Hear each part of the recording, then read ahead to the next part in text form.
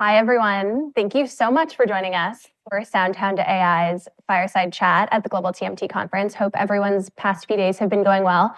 I know the energy has been amazing here with one-on-one meetings for SoundHound specifically, so we're excited to be here. 𝗖𝗢𝗡𝗘𝗖𝗧, thank you for joining us. Thank you for having me. Of course. So we're going to start off really broad, and before we jump into the questions, we will definitely have time at the end for audience questions. Just hold those until the end, raise your hand, and we have a team member in the back who can help you with the mic. So definitely keep those top of mind. But 𝗖𝗢𝗡, let's start at the beginning. Many of the crowd members here probably have not heard the story directly from you. So I'd love to hear you tell them a little bit about how you founded SoundHound AI, why you founded it, and then we can go from there. So I started 3 companies in undergrad when I was 19, 20, and 21. And then I decided that I wanted to be a technical founder to a high-tech company that would make a big impact in the world, and I would spend decades of my life in it. So I went to Stanford to get my master's PhD and turn my thesis into a business. When I started my thesis, I asked myself, what do they have in science fiction that we don't have in real life? And I decided that voice AI is something that would happen for sure, and in my lifetime, and I wanted to be a part of that transformation. So voice AI is talking to computers and robots, and they would talk back to you. They would have a conversation with you. You can ask them questions. You can ask them to do things. And that didn't exist 20 years ago. This is before Alexa and Siri, and those companies weren't even thinking about voice AI. We were thinking about it. So we started in a dorm room at Stanford to make that happen. And in fact, on Tuesday of this week, we celebrated our 20th anniversary of SoundHound being incorporated. So it's amazing. I remember the first VC pitch that I said, in 20 years, we're going to talk to computers. So it finally is happening. That's amazing. Incredibly inspiring story. And you've touched on it a little bit, but AI is top of mind for everyone, all over the headlines. It's a huge landscape. There's so many places you can fit in. You envisioned 20 years ago that voice AI would be kind of central to what we can achieve today. How do you see SoundHound fitting into the landscape that we have? Can you talk a little bit about that? Our business foundation is based on 2 predictions. One is people are going to prefer voice and natural language to interact with devices.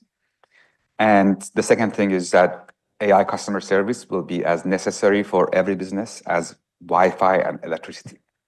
And we provide solutions for both of those. Each can be a TAM of more than 100 billion. So we power an AI assistant for devices from cars to TVs, but ultimately tens of billions of IoT devices can and should have their own AI assistant. And all the product creators need is a small, inexpensive microphone and a partner like SoundHound. And then we also provide AI customer service solutions for businesses of all sizes. We are in large enterprises like banks and insurance companies and healthcare, all the way to a single location barbershop or a plumber or a restaurant can have its own AI customer service. That's awesome. It's great, especially to see that depth in terms of the target market, because transition from legacy systems to agentic AI, as you pointed out, is happening everywhere. And few companies are doing it as well as you are with 𝗪𝗓𝗧𝗛 that was just released in May. Can you talk about what that process looked like and how that uptake has been? Yeah, agentic is a step change in the quality and the capability of AI. And there was a day where every business realized they needed a website. And then there was a day that every business realized they need to have a mobile app or a mobile presence. I think today is the day that businesses are realizing they need an AI agent. The reason SoundHound is doing well is, I would say, 2 things. One is 2 decades of technology innovation is giving us speed and quality. We are really fast to make the stuff work and go into production, while others are still running science experiments after 2 years. So we were the first to go with Gen AI in production with cars. Within months of Gen AI becoming available, we were live. We did a POC within weeks, and we were live within months. And with Agentic, we have also incorporated that into our platform with 𝗪𝗓𝗧𝗛. We are already migrating 15 of our top enterprise customers to Agentic. And with Agentic, ultimately, AI used to do simple things. Then it escalated more complex things to humans. Yep. But now with agentic, AI can do more complex things. Yeah. So it's fewer escalation means lower cost for our customers, more revenue for SoundHound, and better user satisfaction for the callers. In fact, we ran a survey of users who use AI agents regularly, and the satisfaction rate has gone up by 2 times. Oh, wow. That's a really good validation for our business. Absolutely.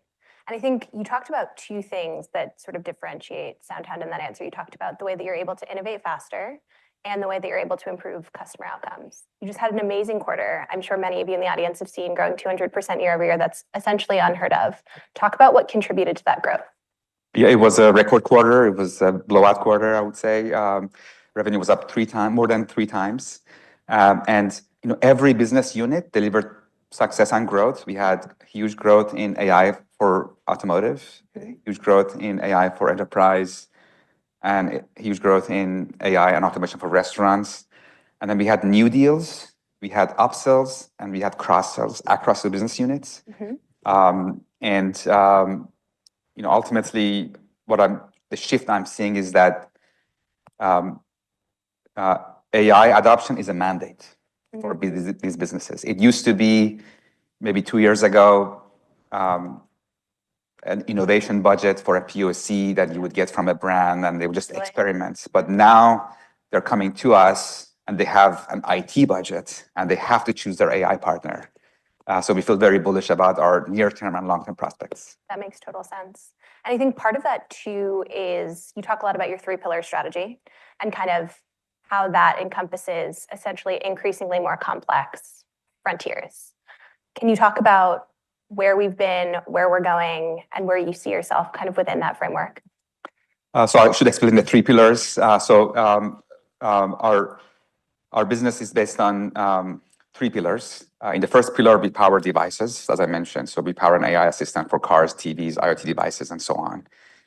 In the second pillar, we power an AI customer service for businesses, all the way from banks and insurance companies and healthcare to restaurants and retail and merchants. And a lot of these interactions are transactional. And that's our pillar 2. So in the third pillar, we connect them. We connect the users of our pillar 1 customers to the transaction opportunities of our pillar 2 customers. So imagine you're driving your car and you're talking to your car to control the air conditioning, do navigation, maybe ask for weather, historically limited use cases, and we power those experiences. Now, what if you could do more? What if while you're driving home, you can find a restaurant that your family might like and you can order for pickup? Because we power those restaurants too. So you can order from your car instead of going to a drive-through or going inside or using a mobile app and breaking the law. And it doesn't stop there. You can book appointments for the week and maybe buy groceries. And that's the third pillar of our business. It's a vision we've talked about for years. And finally, we unveiled the experience at CES earlier this year in January. And we are working with multiple OEMs from Europe and North America. We have merchants with national and global coverage. It's going really well. Everybody's writing to be a part of it. It's amazing. Super, super exciting. Part of what contributes to, again, your success has been really you being at the forefront of technology. Polaris is central to that. Can you talk a little bit about Polaris, what it is, and what is new about that technology for the context of the group? So Polaris is SoundHound's own multimodal, multilingual foundation model. And we think it's the best of its kind. For what it does, it beats its competitors by a large margin. So including the big tech, we beat in accuracy by more than 35%, in latency by more than 4 times. All of that running at a lower cost. And we can achieve that because of 20 years of innovation and iteration and the massive amount of data that we have from real users, billions of interactions from millions of users in dozens of languages, in noisy environments. And that gives us an advantage to build these models that are really good. And as our customers migrate to Polaris, they see an improvement in user experience, higher automation rates, ultimately better user experience. So they migrate and we can renew them, we can upsell. And as we are pitching to new customers or in our pipeline, when they compare Polaris with their legacy models, they see a clear improvement, and that has improved our closing rates. That's awesome. I would say we haven't talked yet about your track record of successful M&A. You have acquired 3 companies in the past year. How has that gone? Will you be doing more acquisitions? Talk to us about that strategy.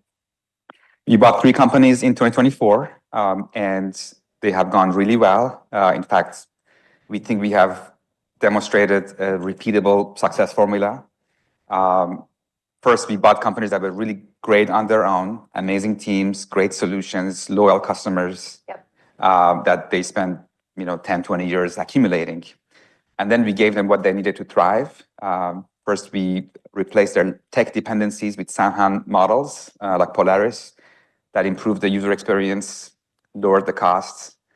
And we give them resources to win. We did cloud migration, we did cost synergy exploration, revenue synergies, cross-sell, upsell. And all of that happened in 12 to 18 months. So it happened really fast. And we think we can do it again. So we'll see. That's great. So I have a fun speed round of questions, but before we do that, I'd love to hear about questions from the audience. Yeah.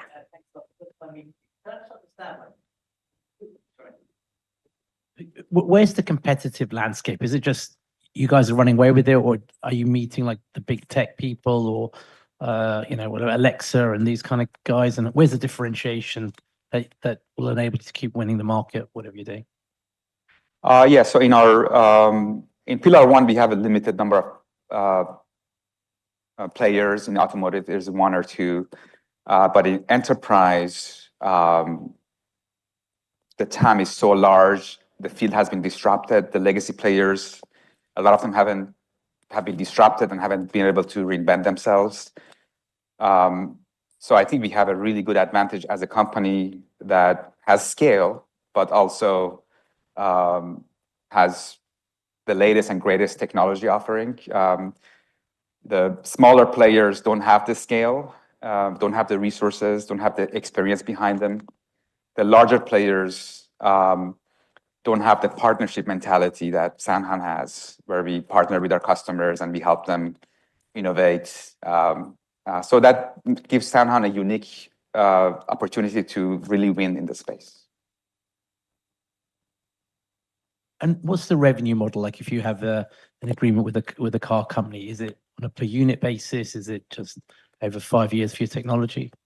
So in Pillar 1, our revenue model is royalty based, and that has 2 versions. The version of our technology that runs on the edge is kind of a one-time royalty, and the version that runs in the cloud is a recurring royalty, but a fixed fee, because device makers want to understand their cost and they don't want to be surprised. So even if it might be lower, if they sign up for a usage-based model, they're willing to pay a higher fee so that it's predictable.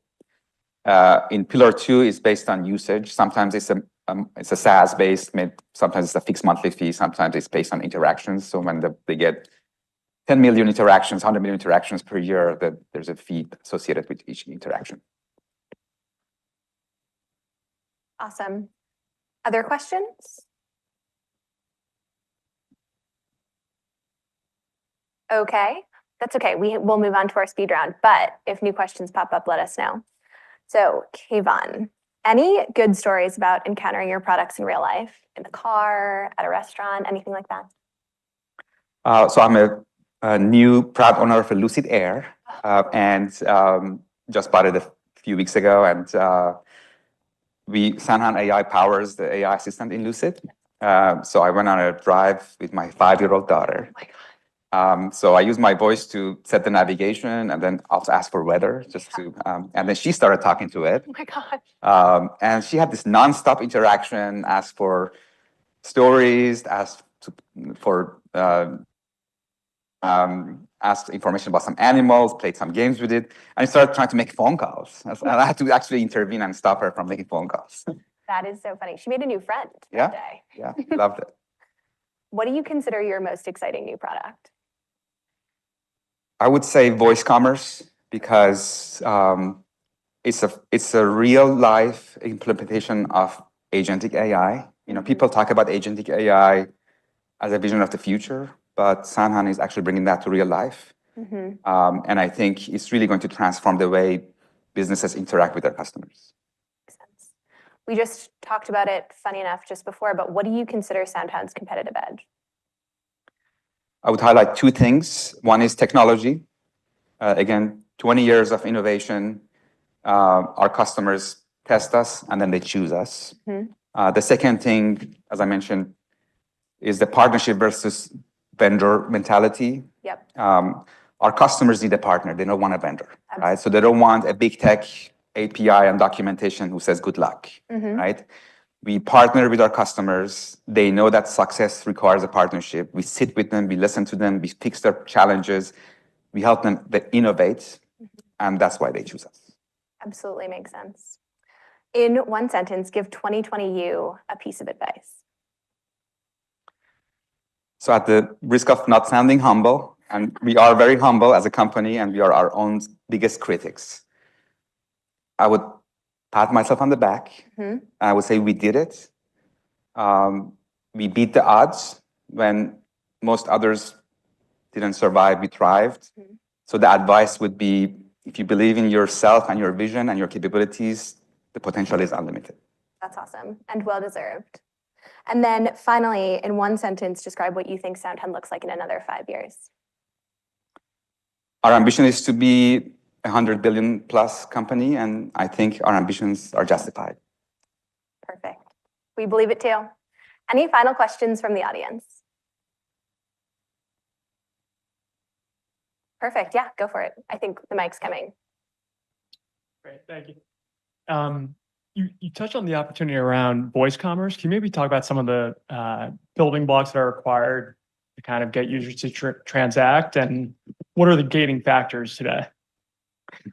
So voice commerce is a vision we had back in 2019, and we've been talking about it publicly since 2021. So we've had this vision for a long time.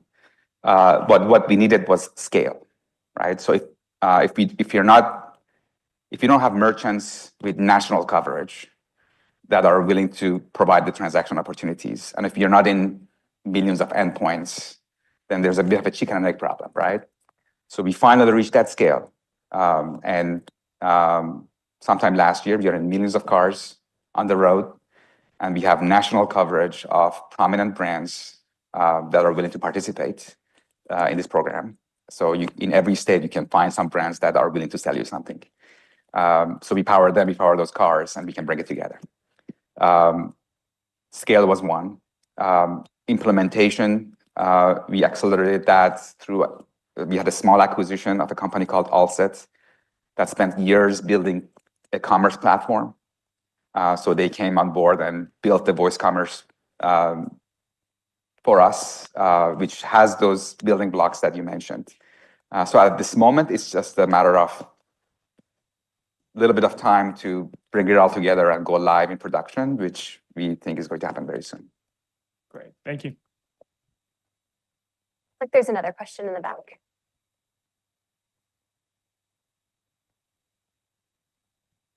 No, I really believe that automating as much as you can is a good step forward so that we can do more interesting things. The only thing that I'm often wondering is to what extent you can still understand the decision-making process in these AI systems in a way. And I think this is probably what industry has to look and solve in the next 5 years if you actually want to give it even more agentic powers. Is SoundHound in any way looking at mechanistic interpretability and believing this is a future? Yeah, a lot of the models that we run are made and maintained by SoundHound, but we also integrate models, third-party models. And the reason we do that is because we always want to deliver the best and the latest and greatest to our customers. We positioned ourselves, for example, that if a company like OpenAI delivers a big model change that improves things, we want that to benefit SoundHound, not to be a threat. So when they reduce their costs, it's good for us. When their models improve, it's good for us. But we don't have 100% dependency on them because a lot of models are made by us. And the solutions that we go after are mostly around customer service. So That is, I think, the most ripe opportunity for Gen AI and Agentic AI, because a lot of those requests, even though they're very complex, have a solution, right? If somebody wants to make a very complicated appointment, let's say you want to make a healthcare appointment for yourself and for your daughter on the same day, but back to back with different physicians, that's a complex request. And those used to get escalated, but now Agentic AI can do it, right? So, or even in voice commerce, you could say, check the weather in San Francisco, and if it's more than 70 degrees, get me a hot latte, and if it's, or cold latte, and if it's less than 70 degrees, give me a cold latte. And Agentic can do that because we have a tool to get weather, we have a tool to find restaurants, we have a tool to place an order, we know your destination, so we can deliver that kind of experience. So we are focused on experiences that are very ripe for automation. And as AI becomes more capable, it's more of a benefit than the risk. And there are opportunities that, it's very important to make the right decision and do the right thing. And if the downside of doing the wrong thing is very expensive, but SoundHound is focusing on a more ripe opportunities.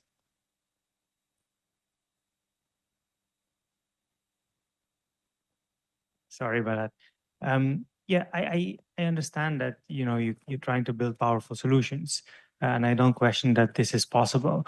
But even the models that you build yourself, do you understand your own models? I mean, if you have a secretary and she's basically scheduling you in the best possible and optimal way, how your day will look like, you can always ask her, why should we do it in this way? And that will be very helpful for you.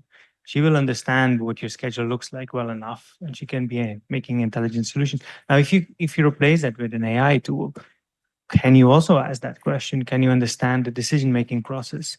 How important is that? How much should we look at that?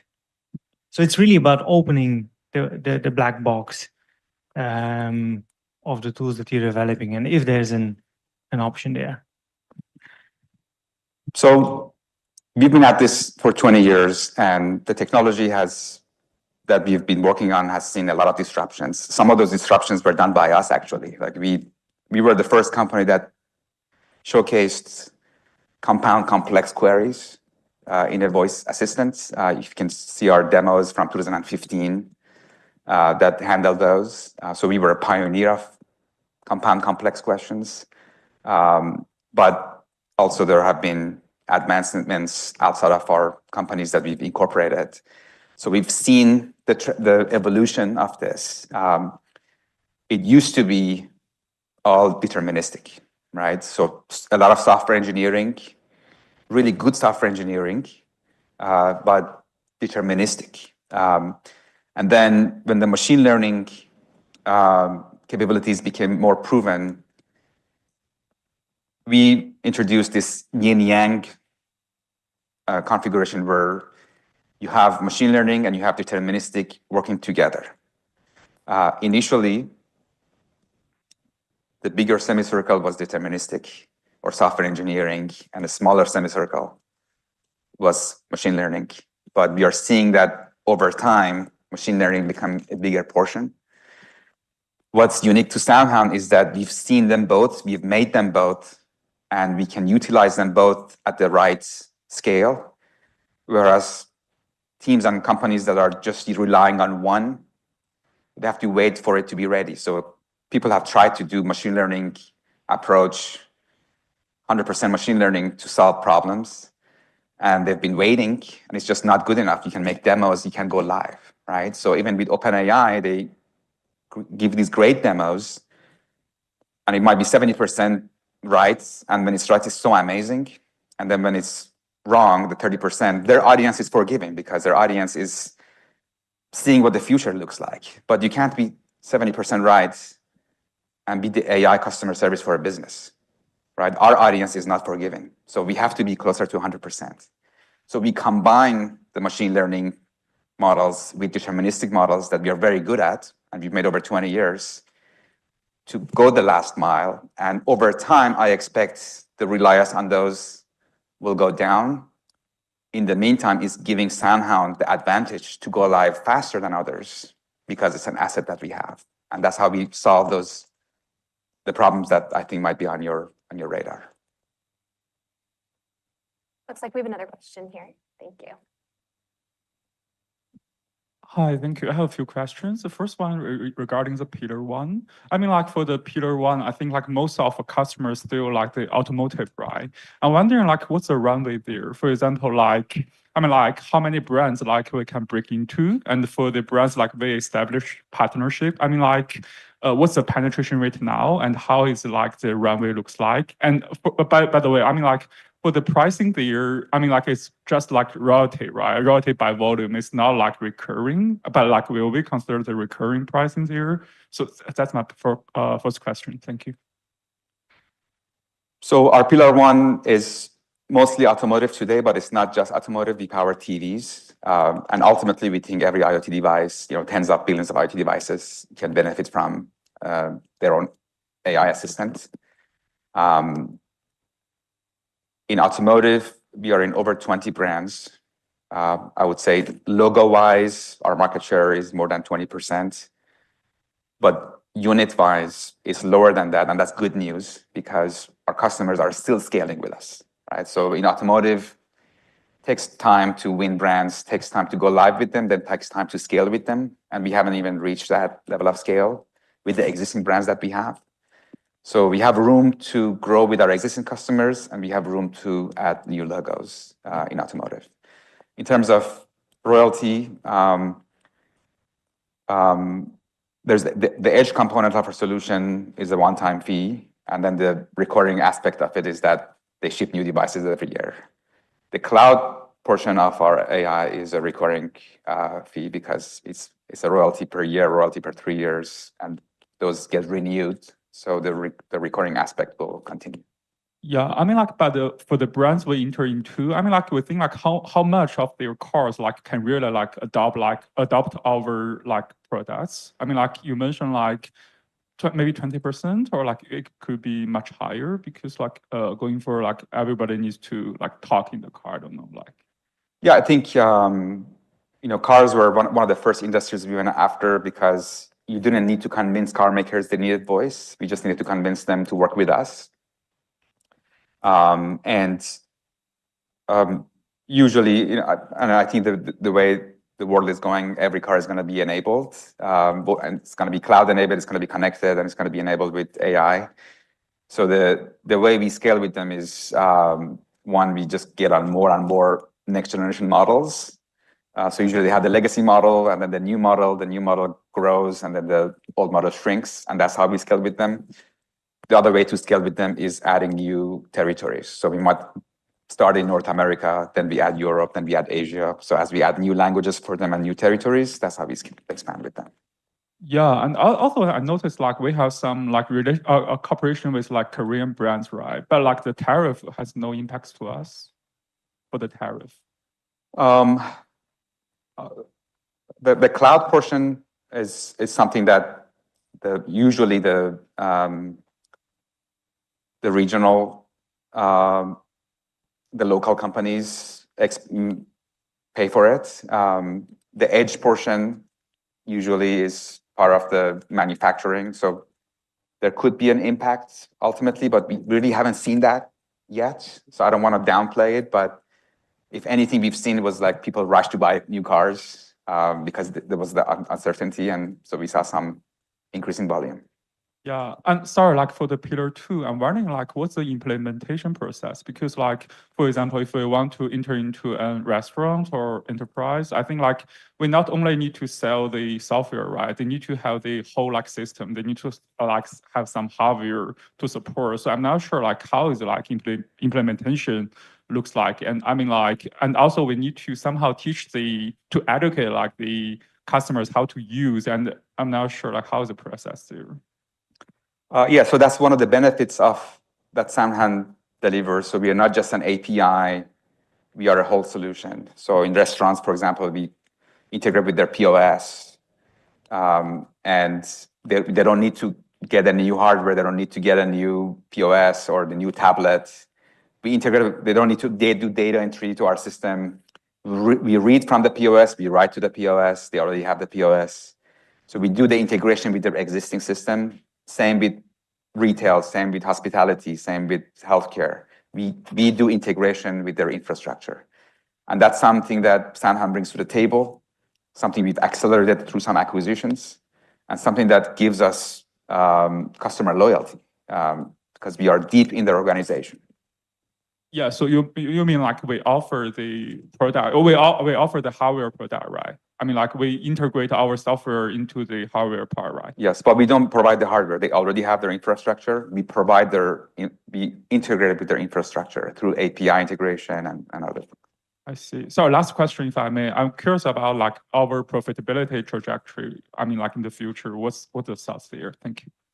So I can tell you what we have guided, which is we expect to exit this year on an adjusted EBITDA positive basis. Any final questions? Awesome. Well, then thank you guys for joining us, and thank you Thank you so much. for our conference. Thank you.